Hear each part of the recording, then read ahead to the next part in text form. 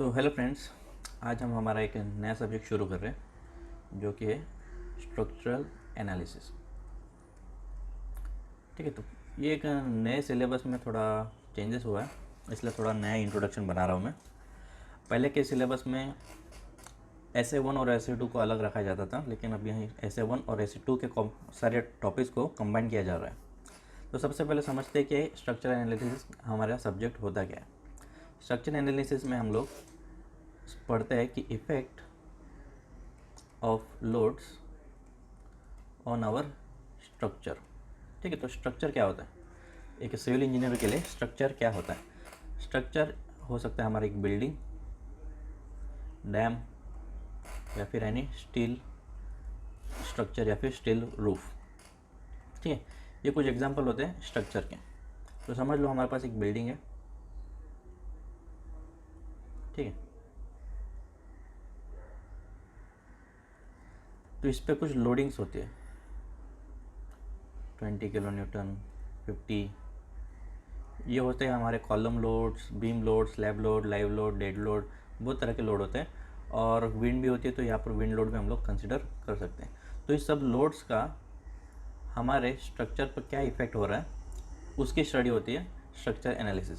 Structure analysis हम लोग क्यों करते हैं? स्ट्रक्चर एनालिसिस हमको करना पड़ता है क्योंकि हमको ये स्ट्रक्चर को डिज़ाइन करना होता है।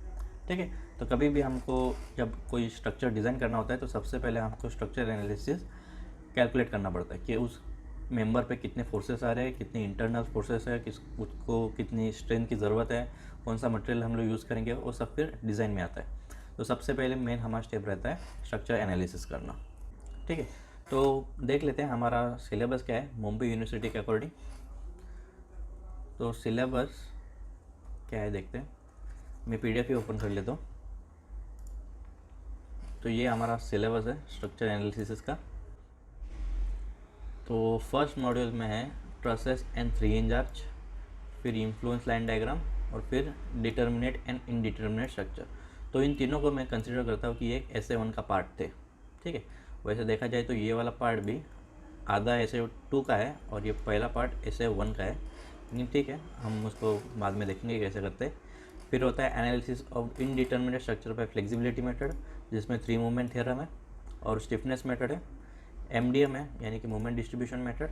फिर प्लास्टिक एनालिसिस ऑफ स्ट्रक्चर। ठीक है, इसमें से पिछले सिलेबस में से शायद से इन्होंने स्लोप डिफ्लेक्शन मेथड को निकाला है या फिर ओमिट किया है, लेकिन मेरे ख्याल से वो एक इम्पॉर्टेंट टॉपिक था जिससे हमको बाकी कोई टॉपिक करने में ईजी होते थे। तो जब हम लोग पढ़ेंगे ये वाले कोर्स में तो हम स्लोप डिफ्लेक्शन मेथड भी पढ़ेंगे, क्योंकि वो सिलेबस में तो नहीं है, लेकिन अगर हमको उस मेथड की भी जानकारी होंगी तो आपको बाकी मेथड करने में थोड़ा आसानी होगी। ठीक, तो एग्ज़ाम पॉइंट ऑफ व्यू से नहीं, लेकिन हमको बाकी सब्जेक्ट इजी होने के लिए हम लोग स्लोप डिफ्लेक्शन मेथड भी इसमें एक एक्स्ट्रा चीज़ पढ़ने वाले।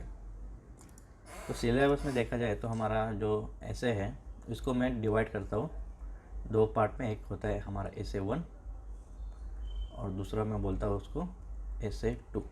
ठीक है, अभी के सिलेबस के हिसाब से SA1 के पार्ट में मैं डालता हूँ ट्रसेस एंड आर्चेस, फिर ILD यानी कि इन्फ्लुएंस लाइन डायग्राम, और फिर ULM यानी कि यूनिट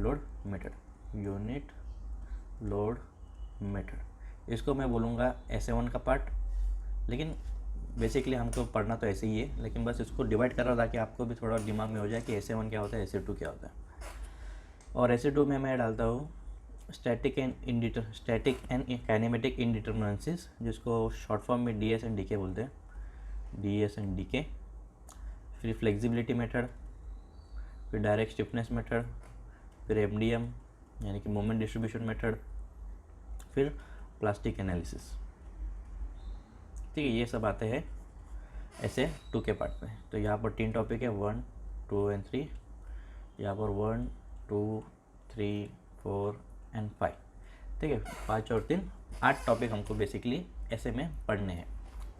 और इसमें एक एक्स्ट्रा टॉपिक मैं आपको पढ़ाने वाला हूँ जिसको बोलते हैं SDM यानी कि स्लोप डिफ्लेक्शन मेथड। अगर आपको स्लोप डिफ्लेक्शन मेथड अच्छे से आ गया तो आपको डायरेक्ट स्टिफनेस मेथड आ जाएगा और मोमेंट डिस्ट्रीब्यूशन में थोड़ा आसानी हो जाएगी।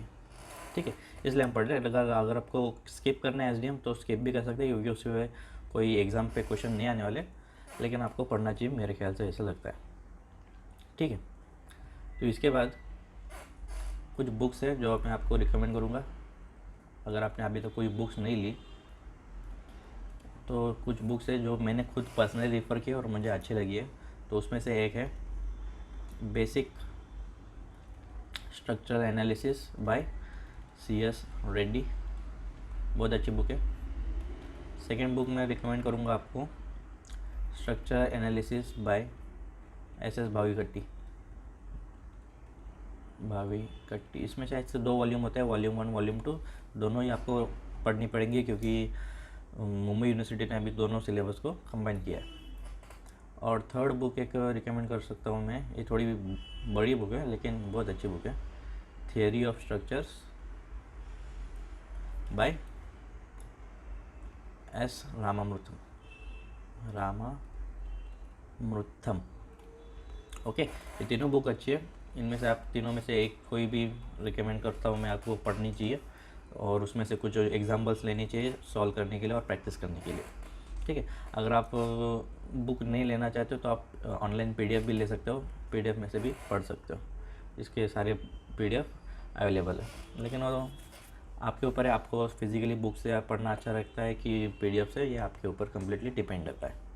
ठीक है, फिर ऐसे शुरू करने से पहले मेरी थोड़ी रिक्वेस्ट है आपसे कि ऐसे करने के लिए सबसे पहले आपको मैकेनिक्स के कुछ कॉन्सेप्ट आने चाहिए। मैकेनिक जो हमारा सेम 2 का सब्जेक्ट था, उसमें से आपको वेरिग्नन थ्योरम या फिर एक सपोर्ट रिएक्शन बेसिकली निकालना आना चाहिए, सपोर्ट रिएक्शंस। ठीक है, और दूसरा सॉम यानी कि स्ट्रेंथ ऑफ मटेरियल, या फिर दूसरा कुछ नाम है, तो उसमें से आपको SFD एंड BMD निकालना आना चाहिए।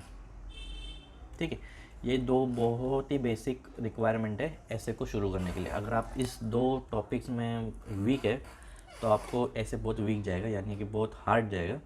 तो मैं भी ये रिकमेंड करूँगा, सबसे पहले आप रिएक्शन निकालना सीख लो अच्छे से और SFD BMD निकालना सीख लो अच्छे से। ठीक है, वैसे तो मैं आपको सिखाऊंगा ही वापस, लेकिन इसको आप थोड़ा और डिटेल में सीखोगे तो ये आपके लिए बेहतर रहेगा। ठीक है, तो ठीक है, फिलहाल की इस वीडियो में बस इतना ही है।